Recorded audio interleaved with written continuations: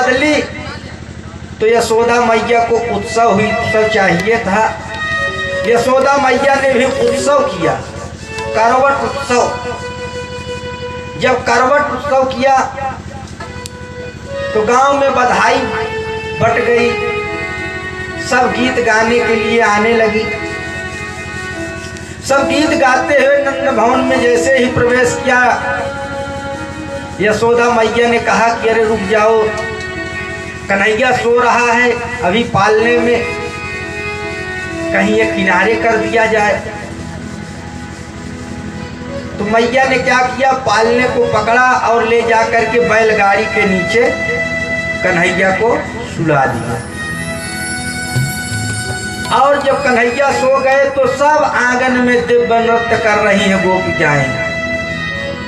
जब नृत्य हो रहा था तो उसी समय कुछ देर बाद कन्हैया की आंख खुली। कन्हैया देख रहे हैं वहां से सब लोग नाच गा रहे हैं। कन्हैया ने कहा वो बड़ी बढ़िया नृत्य, बड़ा सुंदर नृत्य हो रहा, सब नाच गा रहे हैं, बड़ा सुंदर, लेकिन उत्सव हमारा नाचे लोग रहे हैं, हमको शामिल ही नहीं किए। हमको भी तो शामिल करो, तब तो आनंद आएगा जिसके लिए उत्सव कर रहे हो।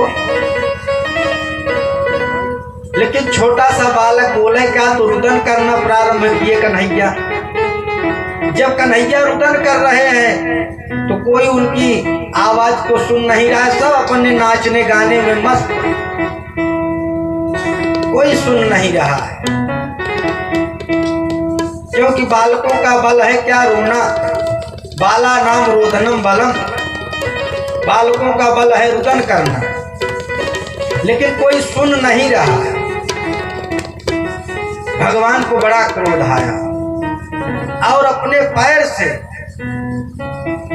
उस बैलगाड़ी में जोर से लात मारी।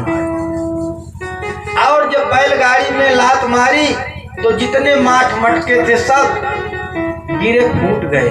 जब धड़ाम से जोर की आवाज हुई तो नृत्य गीत बात सब बंद हो गया। क्या हुआ भाई, सबने कहा कि बैलगाड़ी पलट गई। हमने कहा आधी भी तो नहीं आई, बैलगाड़ी कैसे पलटी। बच्चों ने कहा मैया हम बताते हैं बैलगाड़ी कैसे पलटी। कैसे पलटी? अरे कन्हैया ने वो लात मारी कि बैलगाड़ी पलट गई।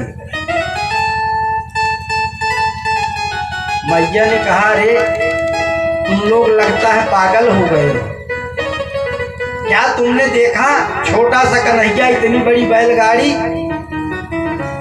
पलट सकता है?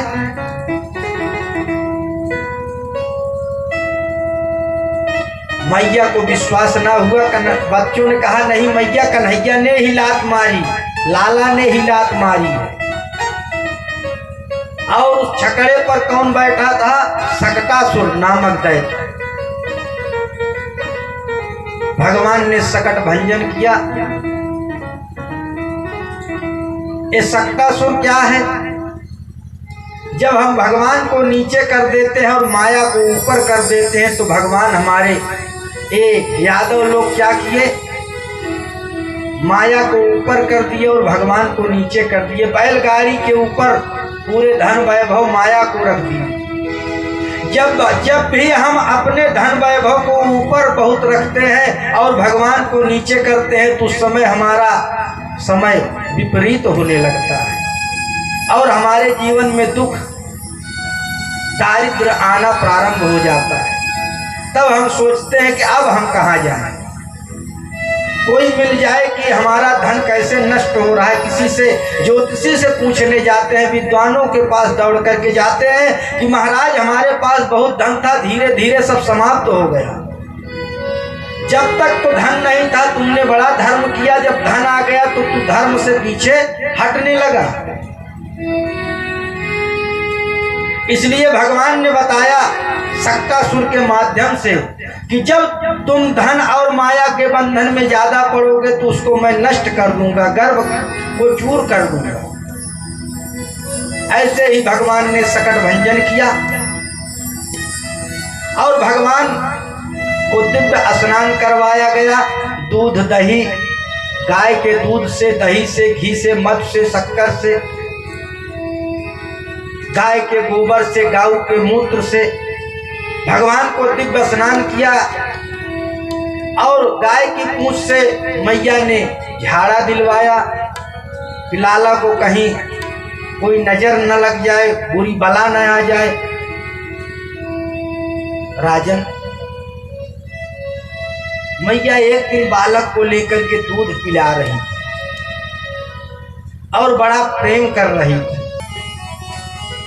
जब कन्हैया दूध पीते, मैया के मुख को देते, देखते, हंसते, फिर आंचल में छिप जाते। और मैया ने विचार किया कन्हैया बड़ी देर से दूध पी रहा है, इसको अब कुछ उतार दिया जाए, खेले और कुछ काम करूं। तो मैया ने जैसे ही आंगन के ऊपर बौंडर बन करके मंडराने लगा। कन्हैया ने विचार किया कि मैया तो थक गई झुलाते झुलाते, लेकिन मामा जी ने बड़ा सुंदर पालना भेजा है, अब इस पालने पर विहार किया जाए। लेकिन मैया छोड़ नहीं रही है। अब कन्हैया को मैया उछाले, फिर भी कन्हैया रोवे, दूध पिलावे मैया, फिर भी कन्हैया रोवे। मैया ने क्या किया, कन्हैया को उतार दिया गोदी से नीचे। कन्हैया ने विचार किया जब तक मैया की गोदी में रहूंगा तो ये तृणावर्त इस पालने पर मैं कैसे झूलूंगा।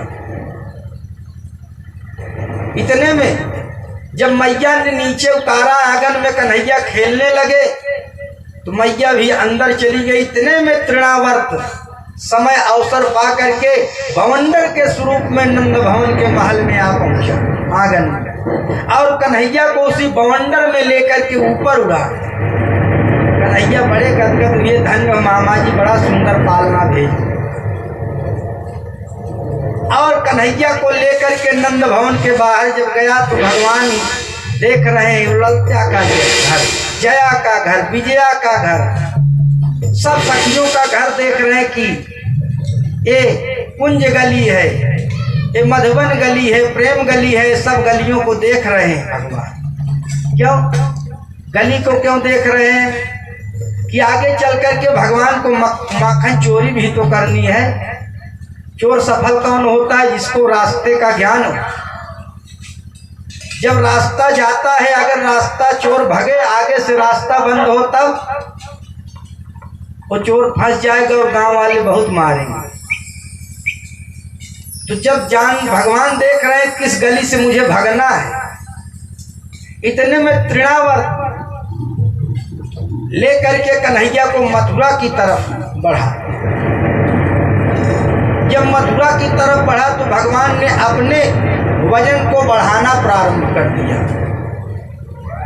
और तृणावर्त के गले को ऐसे हाथ से पकड़ लिया और अपने वजन को इस प्रकार से बना बढ़ा लिया जैसे कोई नीलगिरि पर्वत की कोई चट्टान हो।